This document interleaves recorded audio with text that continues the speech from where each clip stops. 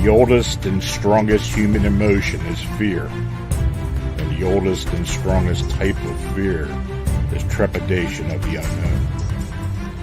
When we were children, our parents told us that monsters didn't exist. But we were sure that something was lurking under the bed or in the closet. Fear sees, even if our eyes are closed. Welcome to the realm of the arcane. My name is Lon Strickler. Join me as I examine unexplained creatures, strange manifestations, and remarkable realities. Imagine this next hour as a voyage of discovery to strange lands, seeking not for new territory, but for new knowledge of the supernatural. Come on board as we begin this adventure together.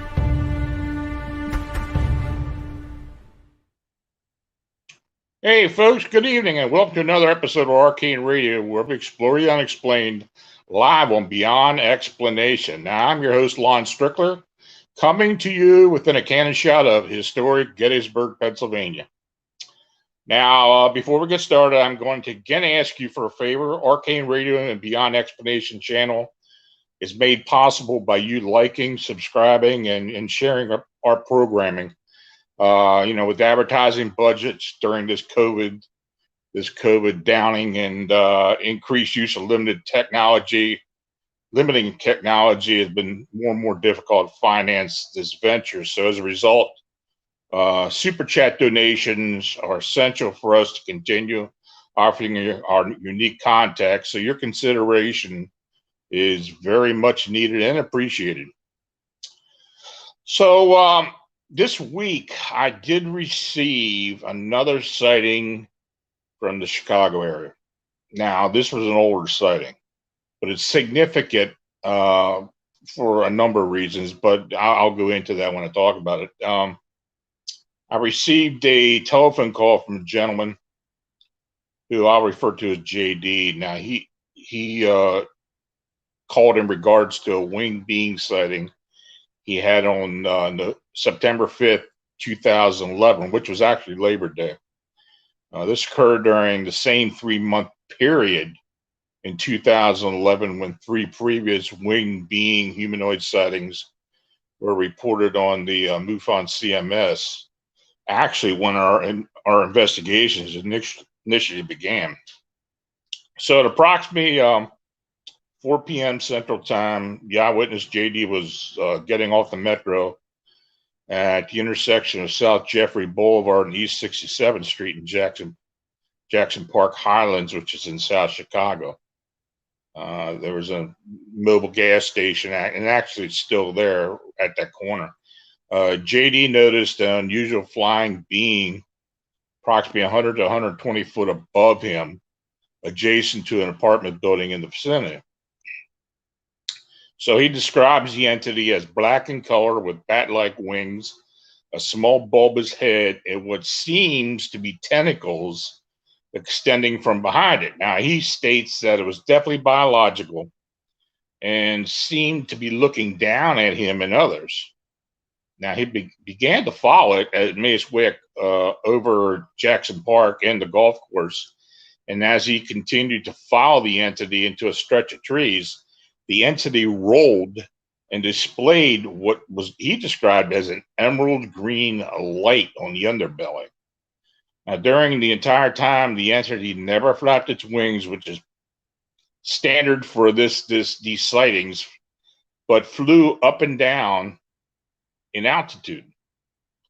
Now, he also sensed that the entity was watching him as he chased it. It would dip and turn towards him on occasion, but he never was able to determine the structure of the face. Now, the wingbean eventually turned towards Lake Michigan and quickly flew towards the east. Now, that night and several subsequent nights, JD had very vivid and frightening dreams of the wingbean flying towards him and displaying an owl-like head and face with large, round, amber eyes. Now, he is positive that the entity knew that he was following it, and that wanted him to remember the incident. Now, this event has bothered JD since that day, and only recently deciding to come forward and make a report. So I'm glad he did, because these historical sightings are important with our research, and it just proves that those 3 sightings back in 2011 also had subsequent sightings as well. So that's important for our research. So I appreciate him contacting me. So tonight, I welcome Bigfoot investigator, researcher, and author Sharon Eby to Arcane Radio. Now, Sharon is the author of Bigfoot Beyond Belief, a study in culture anthropology of what people believe about Bigfoot Sasquatch. The book details and examines what people believe about Bigfoot. Sharon collected surveys and stories, as well as forwarding interview questionnaires to numerous Bigfoot researchers and investigators. Her personal research includes investigating the culture of Bigfoot believers, physical and anecdotal evidence, cosmology, and experiences. Now, Sharon is also a member of the Phantoms and Monsters 14 Research as an affiliate member. So, Sharon, thanks for coming on this evening. Thanks, Lon. Good to be here. So let me ask you right off the bat, what got you started into investigating Bigfoot?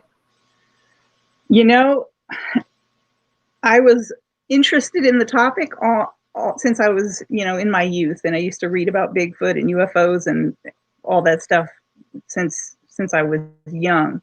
However, Bigfoot itself, actually getting involved, took a sighting by my son when we were all camping in New Mexico. We lived in El Paso, Texas, and we went north past Las Cruces to Radium Springs in New Mexico, and it was November, I think, of 2001, and it was a cold, windy, dark night, but there was some moonlight, and it was so cold that we decided to hang out in my mom's little camping trailer rather than the tents. And my son said, I got to go to the bathroom, so he took off and went out there, I guess, without a flashlight. And after 5 minutes or whatever it was, he come running back in the door, said, hey, I saw a Bigfoot. I think I saw a Bigfoot. And we were like, nah, you're just telling stories. And he says, no, really. And so my nephew, who's a little bit older than him, said, I'll go with him. I'll check it out. So they take off, and they're gone at least 5 minutes, maybe up to 10, 7 to 10 minutes, I'd guess.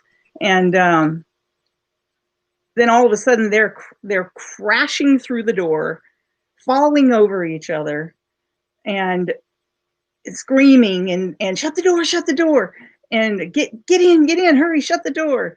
And they're freaking out, and they said there really was something out there, and we were like, oh, you guys just went out there and made this story together just so you can, and we were kind of hesitant to believe him. And he says, no, really. And my nephew takes my hand and puts it on his heart, and he says, and it's just beating out of his chest. And I'm just like, okay, that's a physiological reaction. Mm.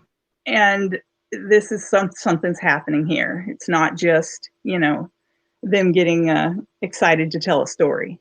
So I said, okay, all right, what happened? What'd you see? What'd you hear? So my son said when he went out the first time, he was just standing by the arroyo. Now it's one of those deep gullies that's empty of water. It's just dry because it's desert, right? Mm-hmm. It's right next to the mountain. We were on the plateau, and then there's a big arroyo, and then the mountains beyond that. And he's just peeing like next to the arroyo. And he said that he saw in the moonlight a bipedal figure walking down the center of the arroyo, down its length, and it passed right by him. And he said it was hairy all over, and had really broad shoulders and almost no neck, and was super tall. It was like to the top of the arroyo, which, those are pretty deep out there. I think that one was, I don't remember how deep it was, but it might have been anywhere from 8 to 10 feet deep at least. These were huge arroyos. And so we were, he said that's what he saw. And then that's when he freaked out and took off and went to the trailer. And then my nephew, Derek, went out with him, with my son, Tyler. And when they went back out, I guess they were looking around, and they went up to the arroyo, but they didn't see anything. And then they heard it down below, somewhere down below, not far from them. He said it was hard to see over the edge, and they were too afraid to get too close to the edge because, it was a little freaky for them. But they heard all of a sudden this pound and dragging sound, and then a pound and dragging sound, like a hand hitting the dirt, and like over and over. And he said, kind of like, my nephew described it as kind of like when a bull will pound the ground with its hoof and drag its leg. But he said there was definitely no bulls out there. And then all of a sudden it screamed, and it screamed like a warning sound to them.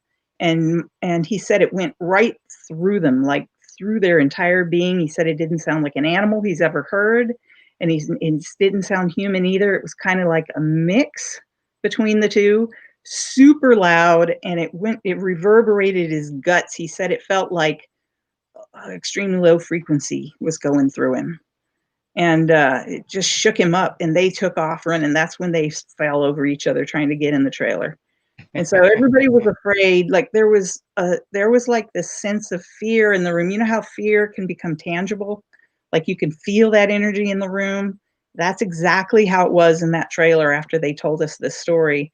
And it was, they were like emanating fear. Like they were just too scared to go back out. And consequently, now we didn't have any, we didn't tell anybody. We were just sitting out there, like staying in the trailer, hoping it would go away and not knowing what happened. We didn't have any guts to go back out after what they experienced. But my dad's back home in El Paso at that same time. And now my dad's a Christian minister. So he started praying for us because he felt like something was wrong. Like, we didn't tell him. So I thought that was an interesting connection. And I've never told anybody that before, but it was just interesting. And so anyway, my son and my nephew, they had this experience, but I didn't know what to do with it. I was like, I had forgotten completely that years before my friend had told me about some minor Bigfoot sightings in the Franklin Mountains of El Paso out in the desert. And I just didn't think about Bigfoot in the desert. He was supposed to be in the PNW. He was supposed to be up in Washington State and Oregon and other places, but where there's like trees and water, not the desert, and not the dry climate. So I started asking around and did some research online. I was like, could this really be a Bigfoot in the desert? You don't hear about this too much. And so I contacted the Texas Bigfoot Research Center and the BFRO, and they said, yeah, we've heard of sightings out there in the desert like that. And I said, well, that's interesting. And the BFRO had an investigator call me and talked to my son and talked to, I can't remember if he talked to my nephew, but he talked to my son and he talked to me. And he made a report, and it's on the website, their websites at the BFRO. So that's still there, and so anybody could look it up if they wanted to. And that's really what started me researching and getting to know people in the community and kind of watching and listening. And I thought, well, I don't know if this is going to come up again, but if it does, maybe I'll do some more. And it was 2003. I'm sitting at my desk in El Paso, and my same nephew, Derek, walks in, and he throws a newspaper down in front of me, and he says, look at the headline. And it was Horizon City's Monster. And that was the El Paso Times newspaper. And it had this drawn picture of a Bigfoot, and Horizon City is just a small, yep, that's it. A small town outside of El Paso, right south of where I lived. So about 20 minutes. So I said, well, that's it. I'm jumping in with both feet. I got to investigate this thing. So I called the newspaper and got a hold of the journalist and asked for the contact information to the lady that saw this Bigfoot out in the desert. And she said, well, yeah, I can put you in touch. I can put her in touch with you because I can't give out her contact information. I said, that's great. So that's what we did. She contacted me, and we went out and interviewed her, and asked. I went to see the site, the exact mound where she saw this Bigfoot walk over the mound and down and down and down on the other side until it disappeared, and its head just kept getting lower and lower, like it went into the ground. And she said it must have happened where she swore up and down that it had to walk down into like a cave or some stairway on the other side of the mound. And these mesquite mounds out there are only about 4 or 5 feet high, give or take. And she just saw the head go down and down and down. She says it had to disappear down into there, into the hole in the ground, because some kind of cave or something. And we went back there. We found no opening, and so it was a mystery. We couldn't figure out. This was broad daylight that this happened. And so we just, when I have a habit of, whenever I make a report, that I just tell it the way they say it. Whatever it is that they say they see, it's really important to tell all those details. Mm-hmm. Because a Bigfoot going into the hole in the ground that doesn't exist, that you can find anyway, could be important. And it did. It came back up later with the another sighting that you know about, and I'm sure you're going to ask me about. Yeah. Back in July 2019, I got a phone call from the witness, and she claimed that she had a physical contact or physical attack by a desert ape. And it's good that I was looking for somebody to, but I think what I had done was posted on Facebook, and Bruce got a hold of me, or you got a hold of me. I did, yeah. And yep. So why don't you tell us about that? I mean, it fits right in with what you had been investigating for years. Yeah, and the Bigfoot in the desert areas all have very similar features. And when you put me on this one, it was actually, I had all this research behind me, so I kind of knew what to ask her. And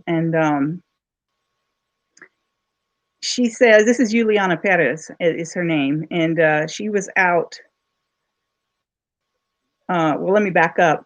You posted it, and I said, oh, I'm on it. That's my research area. I can totally handle this. And I called Dr. Bruce Cornett right away, because he's still in El Paso and I am now in Nova Scotia.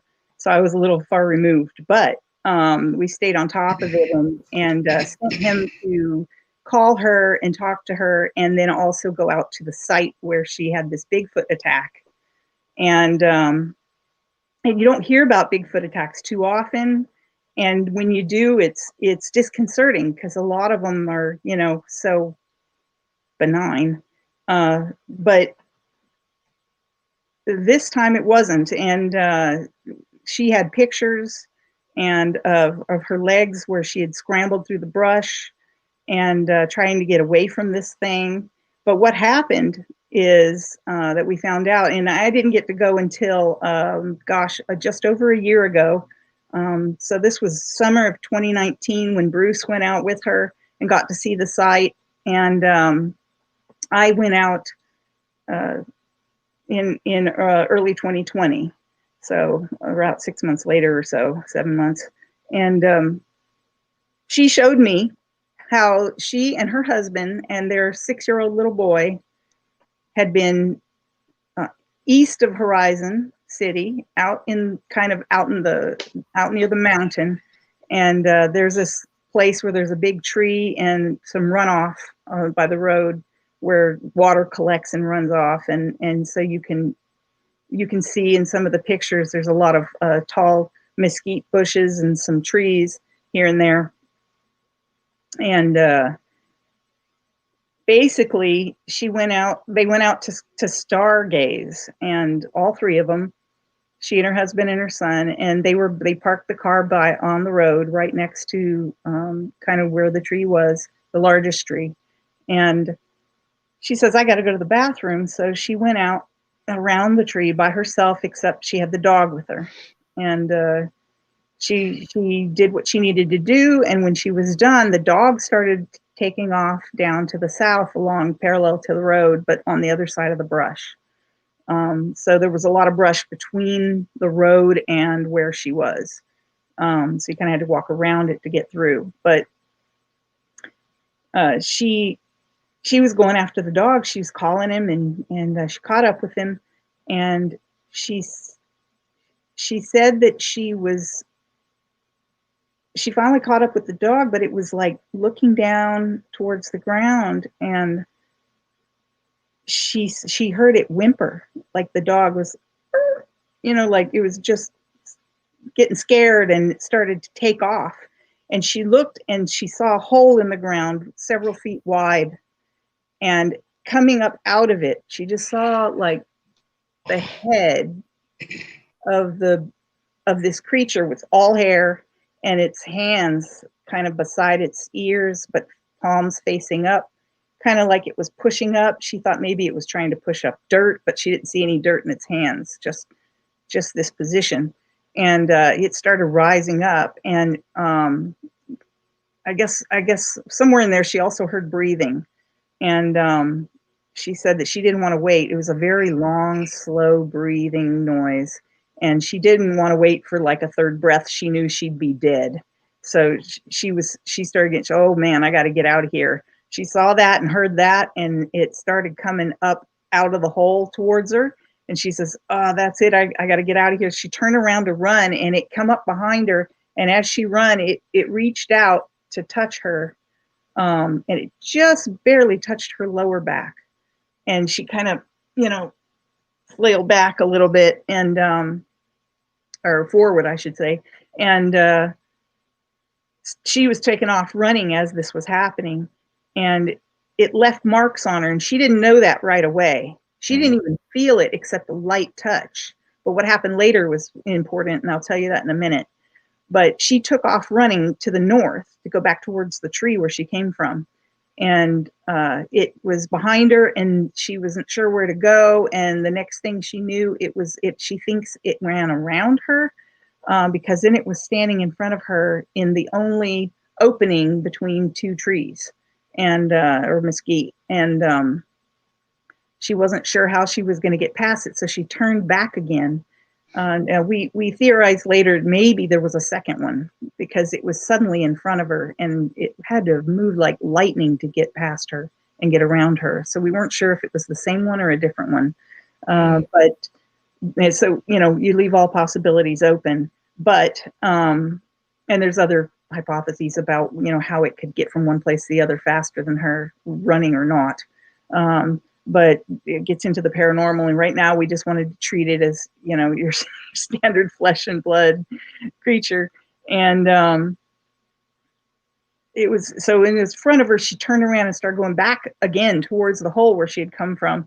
And she didn't know where to go. She was trying to find an escape. She went around some brush and under a mesquite tree, and she was crawling at this point, and it was behind her and chasing her. And she said it was reaching out and trying to grab at her legs, and she's pretty sure that it scratched her legs.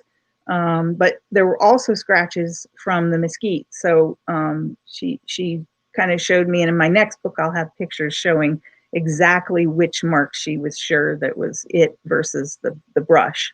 Right here in this photo that you're showing is you can't really tell for sure. I would guess that a lot of the sideways kind of scratches probably come from mesquite. Something trying to grab her from behind might make that too, but we're just not sure. So anyway, Juliana, is trying to escape this. She had shorts on, so and it's dark, and she's screaming, and her husband is freaking out because he hears his wife screaming, babe, where are you? What's wrong? What's the matter? And she says, it's after me. And he's reaching through the brush from the road, and trying to reach out to her, and she's trying to reach out to him, but they're like still 2 or 3 feet apart and they can't quite touch each other. So she decides to go down through the other way and she heads south again. And then they finally find an opening and he meets her at the opening, following her screams. And she's able to escape out this little opening back to the road. And they jump in the car. And, you know, the dog by this time had gone way down the road. It took off when it whimpered and first left. The dog went down the road. It was going home. It wasn't even going to wait or go to the car or anything. It just started taking off towards home, miles away. And they got the dog, and the little boy was really scared because his mother was screaming. And they got in the car and they took off. And it was later when she got home that she realized that her back was burning where it touched. And they took those pictures and you could see it looks different than a bruise. It's reddish. And she says it burned. It burned so bad that it felt like it went through to the bone, just deep, deep. And it burned for 3 days and until it faded, you know, the aching from it took 3 days to fade and go away. And she said she stunk. She smelled like sulfur. Even her hair smelled like sulfur. And she didn't know, and she had PTSD. Like she was afraid to go outside. She didn't ever want to go stargazing again. She was afraid that that monsters were out there, and she felt it was really important to tell her story. That's why she came and started calling people. She wanted her story to be known because there's things out there that could get people, get you. And she was really in fear for her life. It really did affect her in a negative way.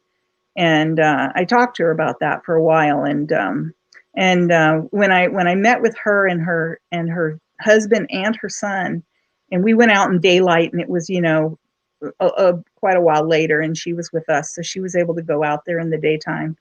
And we looked, and we never found a hole in the ground. And here we are again, out near Horizon City, in a location just miles up the road. Outside of Horizon City. The first sighting that I investigated was very close to Horizon City. It was just outside the city limits. And then this one was a little further out towards the mountain, but almost on the same road, just off that same road. And one Bigfoot was going down into a hole in the ground that didn't exist, and the other one was coming out of a hole in the ground that didn't exist. We could not find the hole. Now, it's possible that in 6 months or 7 months or whatever it was, that it could have washed, there you could see clearly where the water had run off the road, and it fills that whole area, and the grass is all pushed over, all in the same direction from the water. So it floods through there, and then it runs off down into an arroyo further down, and it's just, it's possible that if there was a hole, that it was filled in. We couldn't find really a strong depression, though. It's possible that it was reburied if there was a hole. And it's possible that it was not a very deep hole and it was laying flat rather than coming up out in a standing position. So that's a possibility too. So we looked at all those things, but it was just fascinating that she had physical evidence, a picture of injuries. And then I spoke with her husband, and he verified the whole story. He said, I was trying to get to her. I was really scared. I didn't understand what was. And then he said at one point when he looked over, about the time when she was running up to escape to the north towards the big tree, he said that tall one that was blocking her way, that he saw that a black shadow, a tall figure, and just saw it move, and that was all he could see.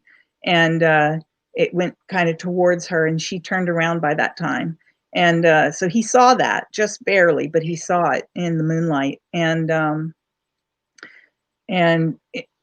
little boy, though, I have to say, talking to him was really convincing. This really did happen. I mean, this is a child, of 6, and he was scared, and I talked to him a minute, and I said, can you tell me?" He heard us all talking about, what it had transpired there, and I said, "Can you tell me what you remember?"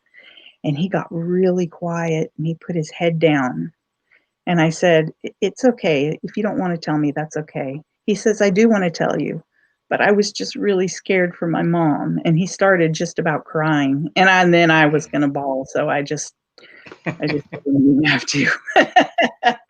Poor thing, he's just so cute, and, it was just so genuine and so authentic when you hear a child that was affected because he thought he was gonna lose his mom that night. He's Mhm. really scared for her, and his dad screaming to try to get her. So, this happened, whatever it was. We don't have full all the answers, but we have an account of something she saw, scrape marks and burn marks that occurred to her, and how do you explain this? What is this? Yeah, the burn marks, that's interesting. It is. When she called me, I mean, she was freaking. I was just lucky enough to get the call. And I mean, she was really freaking out because, quite frankly, she had no idea what was going on. And, she was telling me, "Well, I got these marks. I'm going to send it to you right away," and all this and that. And I thought, okay. Well, look, I had been to El Paso before. I know the area. I had a friend who was out at Fort Hood.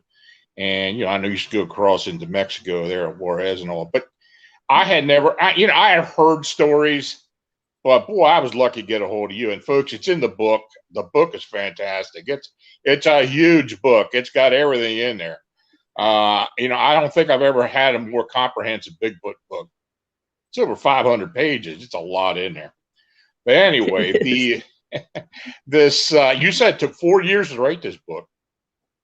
Mhm. Uh, It yeah, that's did. a lot of work. But Yeah, and it's based on my research before that as well as a lot of newer stuff, so oh, it's a lot of good stuff in there. I mean, it really is. Um, is this the most aggressive Bigfoot encounter that you have heard of personally? probably not that I've heard of, But investigated. but investigated, yes, it is, absolutely. Um, and to have physical evidence like that Uh-huh. was intriguing, compelling, yeah, for Yeah. sure, and, I like I said, we don't have any answers, we just have, what happened, so J.C. Johnson used to tell me how aggressive these Bigfoot in the desert are. You know, I took a lot of that just by his experiences. I've talked to others as well. David Weatherly used to go out with him and a few other researchers, but they said the same thing. They seem to be much more aggressive than those beings that you encounter in the woods and such. I don't know. It's just because the rough terrain and it's a harder living for them. I don't know, but he did tell me that he felt they were much more aggressive. It's funny you had it mentioned seemed Dr. Chris Dyer in there as well. He was involved with a lot of the investigations with JC, especially the last couple of years in and around the Navajo reservation. So I will tell folks. I mean, you described him in there as a good guy, and he's a good investigator, and he's also a professor he's at Gallup at New Mexico.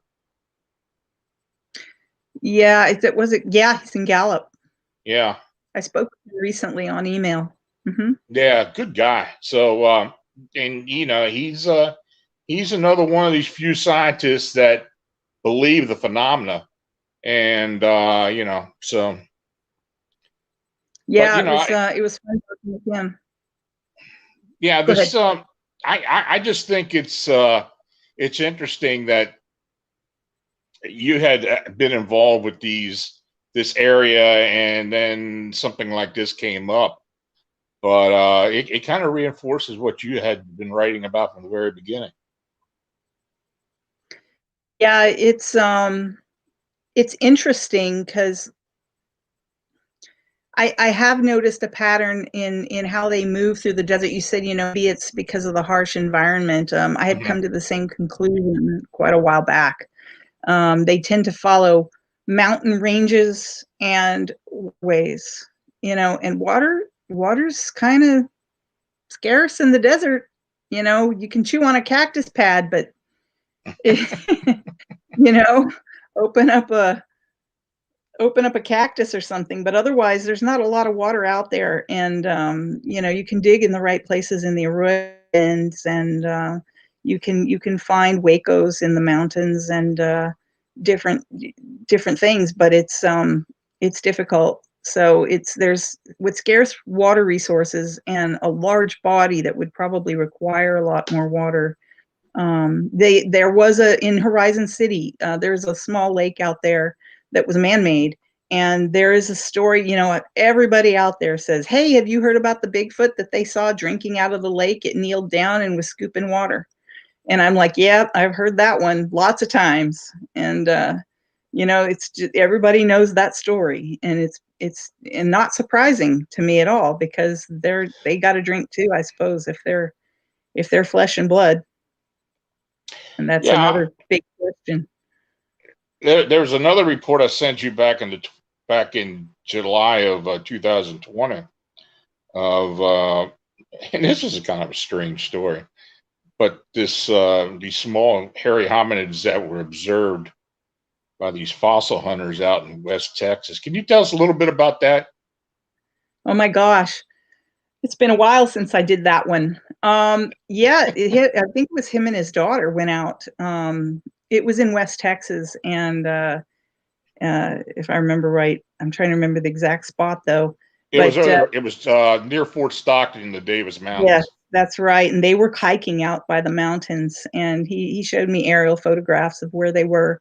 And gosh, I should pull that up sometime and look at it again, because it's amazing how much you forget with so much on your mind writing books. Yeah, I've um, been there. I know.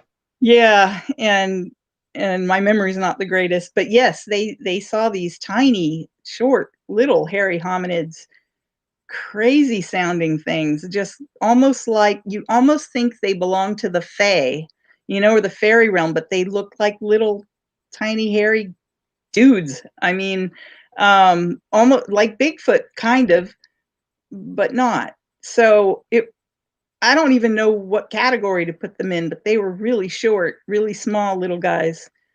Um, Yeah, it was funny because when I talked to them, they told me they were out there fossil hunting, and apparently they've gone out there a lot. But as they were looking and digging, the daughter, I believe, saw this, looked behind her and saw these things in a group. And it must have been a fairly decent distance. But as soon as she looked at them, they started dispersing. They ran off. right. They did. They And first, then and they then congregated again when they turned around. And then when they looked back in, then they started scattering again. It's the damnedest thing. But I'm like you. I have no idea what these things were. I mean, they thought they were little Bigfoot, or Littlefoot, or what do you want to call them? Some type of right. hairy hominid. But I had no idea what that was. That's the I first I've had no heard of that. idea. I've heard of them before, but I'd never Oh, talked have to you? someone before that had actually seen them. Yeah, I've heard stories of them, but never out there, and never personally, spoken with someone until that case. But that was fascinating. They would make little noises, and if I remember right, and they'd kind of like, I don't know if they were laughing or snickering or what they were doing, or joking. Maybe they were juveniles. I'm not sure what they were, but they were acting very juvenile-like, dispersing and trying to hide, and then coming back together and following them. They followed them quite a ways back on the trail. So they saw them when they were almost out towards the end, and then they kept going, and then they turned around and started heading back, and they followed them 3/4 of the way, hiding and dispersing and coming back, and yep, over Yeah, and that, over. that So sounds like something when you talk about fae or gnomes or something like that, where they noticed you were looking at them and they took off. yeah, it I don't reminded know me of what. that a lot. Yeah, that's weird. Anyway, let me ask you this. Now, since you got involved with the investigating Bigfoot and hairy hominids, how's it affected you? How's it changed your life? I, it's funny, and I can talk about liminality now. Mhm. Liminalization is when someone has a liminal experience, they're usually in between two statuses, like let's say from unbeliever to believer. That's just one example of many. But you could go from someone who doesn't believe in Bigfoot at all, and then you have this experience, let's say, and it changes you, like it affects you, and you start researching it, and you talk to other people who have had similar experiences and get some things verified and confirmed, and at least in your mind, right? Mm. And so you go through this process of like, well, I don't believe, to, oh my God, what just happened? And what was that? And you start researching it and finding out more, as much as you can. And you become, you kind of join groups of people, and you have shared information. So lots of cultural sharing going on. And then in the end, there's this point where you turn and you become a believer, let's say. And at that point, your liminal experience is over, because you've switched. It's called trans-tribalism. You've switched from one tribe to the other. You've gone from unbeliever to believer. And this liminal state is that middle state where everything's changing, and you're growing, and you're learning things, and you don't quite know where you belong. And you don't belong to either group anymore. Like Hmm. you're just in this stuck in. And me, I'm stuck there. I ride the fence. I am neither a believer nor an unbeliever. I'm very open-minded, but I think hard about things, and I think critically, and I observe, and I pay attention. And even when I investigate something, I try to consider everything from flesh and blood to paranormal to whatever. Um, Alien, off-world, interdimensional, all of it. You have to keep an open mind, because as soon as you say it's one thing or another, you've boxed it, and then you're not open to anything else except that interpretation. Well, that's exactly right. Likely. Yeah, and so I don't want to be there. I like fence sitting. I like being in a position of neutrality where I can observe and pay attention, and not maybe I'm afraid I'll miss something if I try to box it and say, oh yeah, it's this or that. And I think as an investigator, it's very important that I don't do that. I don't want to just say, oh yeah, you're right, or oh yeah, you're wrong, when it may not be the case. So I listen and I pay attention, but I do analyze a lot, and especially when I'm interviewing people, I even use NLP techniques, neuro-linguistic programming. So I watch where they're pulling information from their brain. I see how they're wired. I see if they're pulling from feeling, if they have feelings about something, or if they're pulling from auditory memory or construct, or visual memory or visual construct. You can tell if someone's had a real experience based on if they're pulling from their memory, or not. Now, if someone tells a story and it's false, and they're hoaxing, and they tell it long enough that they actually begin to believe it, then you can't tell the difference. But generally, if someone just came up with something, they're going to tell on themselves. If they're lying, it's going to show.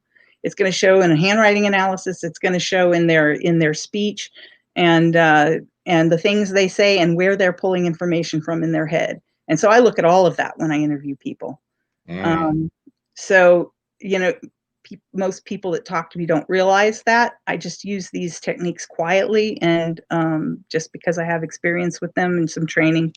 So it's probably good to have that when you're in the field and doing investigations, I'd say, and talking with people, interviewing them. But um, otherwise, in the end, it only it's kind of like anecdotal evidence. You have stories. You have people Mhm. that tell stories, and this is what happened to them, and that's their interpretation of it. The first lady, Cecilia Montañez, and that is a pen name. She never wanted me to give out her real name. Cecilia Montañez, the one that saw the Bigfoot walk over the mound and down and down and down into the ground. That was her interpretation of what she saw. We don't know if it walked into the ground. she just saw the head get lower and lower and lower behind the mound until it just got like, 3 or 4 feet tops, and maybe a little lower than that, and then just was gone. Was it trying to get on its knees and laying down and pretending it was going into the ground, or did it actually go in the ground? We don't know. So you have to kind of look at everything, but that's if you're trying to decipher what really happened. And I just think it's really important to write everything down when you make a report, because you don't know what might be important later. You'll start getting all these other things that start showing patterns. One of the patterns that I discovered when I was doing my research is between West Texas and southern New Mexico. I was in the Sacramento Mountains a lot, up near Mescalero, Apache Indian Reservation. I have friends up there. I've lived, I've lived near there for 23 years. When I lived in El Paso, I was going up there and camping, and we met with the BFRO group one time up there, and Matt Moneymaker and all those guys. And I met one of my informants that had a Bigfoot portal experience, and his stories in my book too. But one of the features that was really common in the Southwest Bigfoot, the desert apes is what I call them, and my next book will be named that, Desert Apes. It was that their hair was a certain color, and then there were 2 additional colors mixed in, and it was the same every time. It was usually, anytime someone saw it in the day, the hair was almost black, but not quite. It was a very dark brown. And then on top of that, there was a reddish hue. And then at the very ends of the hairs, they were almost white, like not white, but faded, like sun bleached, kind of faded. And that was a common feature from the witnesses throughout the Southwest area where I investigated. And these people did not know each other. And I didn't always tell that information, but there was one piece of information that I kept off the internet. And that was that they all said unanimously that there was this really long hair under the forearm. I mean, the same broad shoulders, the same, short neck, the same hair everywhere, the 3 colors in the hair. But this long hair in the forearm was something that I did not publicize, and it was in all of them too. Mm-hmm. So, and I couldn't find the information when I looked online, trying to find other sightings that were similar, and I couldn't find too much out there like that at all. So I thought that was really interesting, that kept showing up. So to me, this is, anecdotal evidence is people's stories, and that's not always necessarily the truth, but if you get enough of it, it starts pointing to the truth. And so I feel that there's some weight there with anecdotal evidence when you start finding patterns.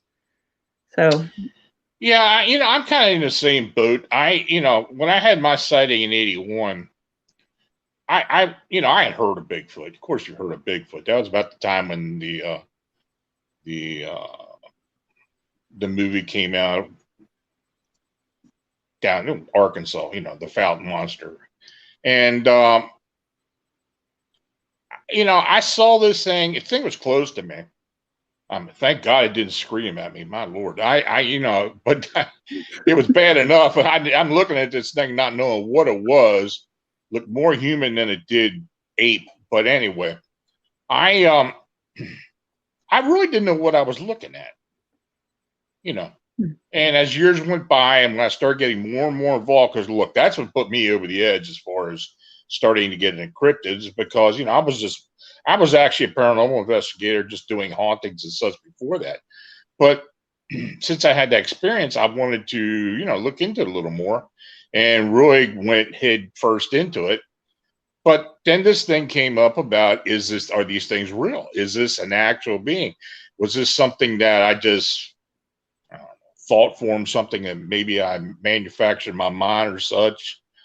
But, with all the stuff that subsequently happened with my sighting, I was pretty convinced that I did definitely see something.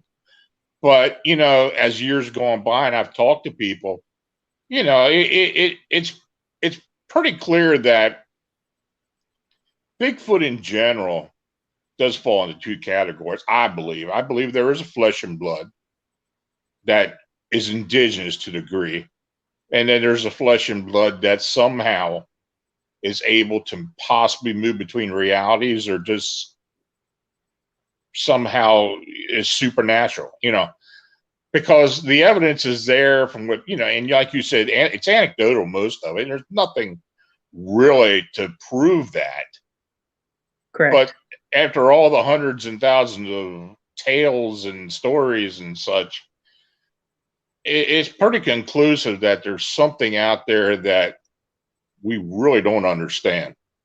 Yeah, something's happening, and you just don't know if it's. Some people say mass delusions or hallucinations even. Yeah. But there's more to it than that, because there's individuals that have completely unique experiences.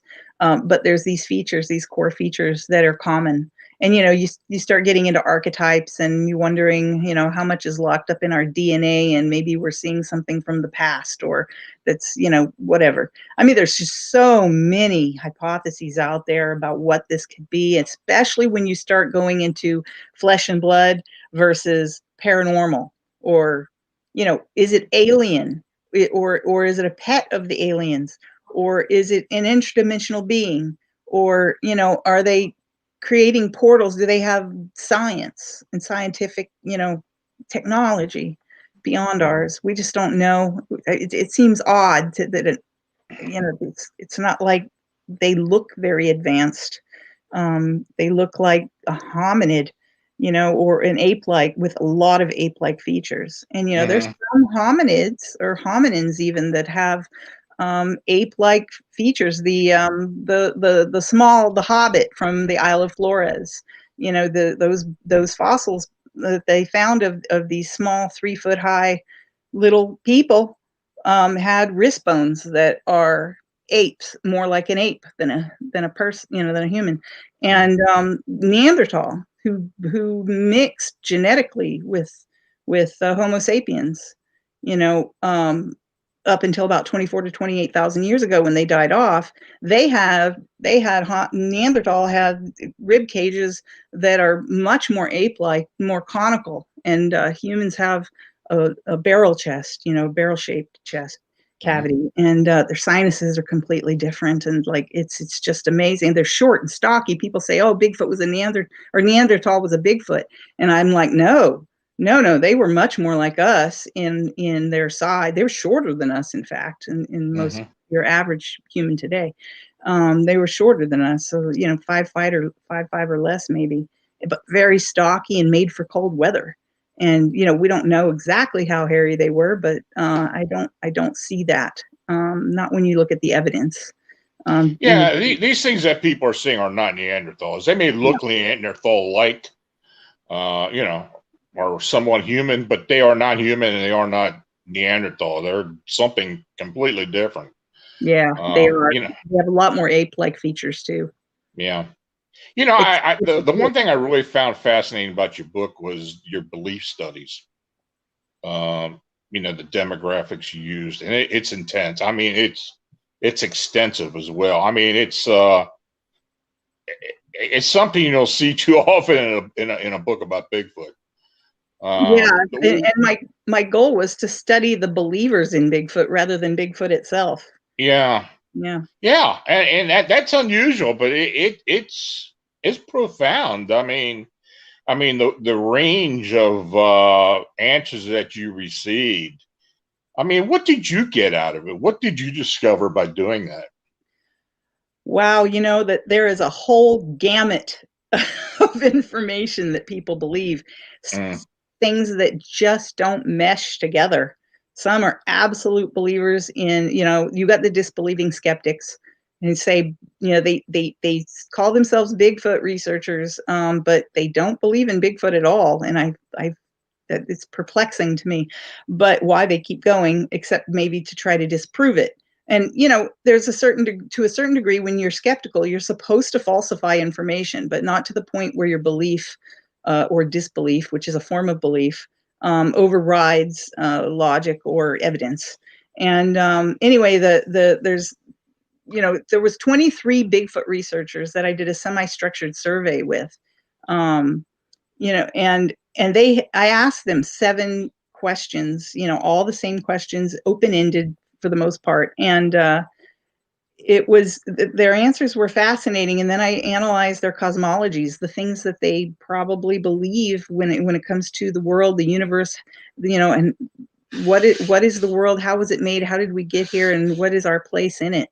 You know, that's our cosmology. We all have a cosmology, whether it's science or religion or whatever, of how everything was made. But I go into those, and I go into native and historical accounts, and lots of surveys on Facebook, and a 300-person Bigfoot believers in particular survey, you know, asking people their political backgrounds and their religion. And there were patterns that I had seen in the field and talking to people, and I just wanted to see if that showed up again in an official survey of just Bigfoot believers. And sure enough, I found that pattern, and I talk about that in the book. Yeah.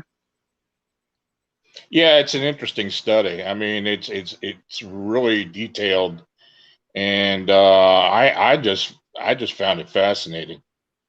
Look, folks, this book is really, really unbelievably good. It really is. It's titled Bigfoot Beyond Belief. Sharon Eby is the author, and this is your first book. You're talking about doing a second one now too, right? I have 3 in this series. Oh, okay. Yes, the next one will be on the desert apes, and the one after that will definitely start including the paranormal and UFOs and such. Cool. Mm-hmm. Well, you know, I was telling you about an habituation up in Nova Scotia I was involved with, and there was definitely UFO activity involved with that as well. So, you know, you were talking about Stan Gordon and I, and you know, Stan, you know, he believes that 100%. I do as well. You know, the paranormal phenomena in general, they're all connected. I mean, it's, you know, we don't have all the knowledge now, but it's pretty hard to deny that many of these genres in paranormal are not connected. It is, after a while you start collecting the evidence and seeing the big patterns, and it is very hard to deny. That's for sure. Mm. So Sharon, you're welcome to come on anytime. Like I said before, you're an affiliate with Phantoms and Monsters 14 Research, and I look forward to the next book. This one was really insightful.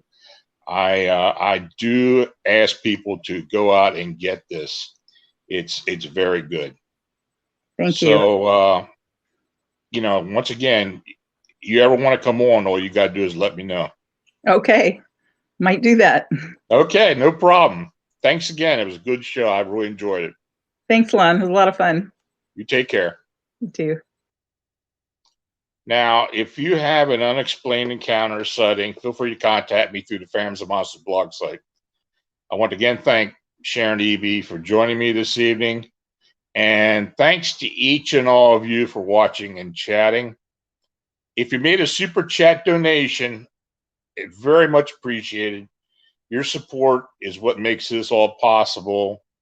Please like, subscribe, and share. Until next week, stay healthy and have a safe and enjoyable weekend. Good night.